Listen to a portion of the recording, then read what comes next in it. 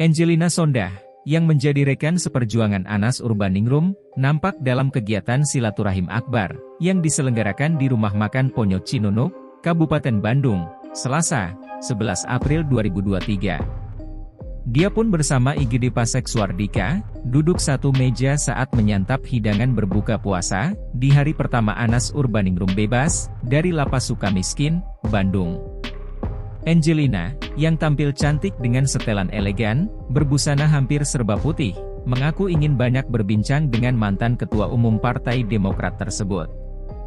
Angelina Sondakh enggan membahas masalah politik, melainkan sebatas cerita-cerita lucu, makanan lapas, hingga suasana tarawih di lapas nyaman atau tidak.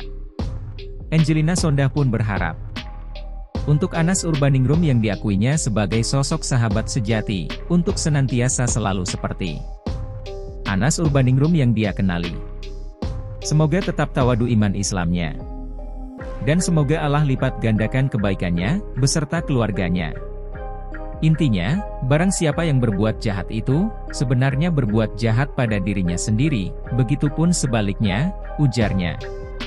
Angelina mengatakan, perjalanan dia dan juga Anas Urbaningrum, hampir mirip karena, hukumannya hampir sama yakni, 9 tahun lebih dan tak mendapatkan remisi yang panjang. Angelina Sondakh mengaku, banyak teman yang dahulunya dekat, justru berlari, pergi, dan menghilang.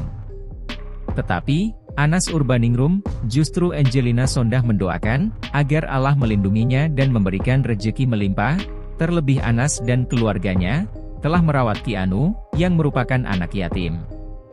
Saya berbahagia karena melihat istri Mas Anas, yang merupakan sahabat saya.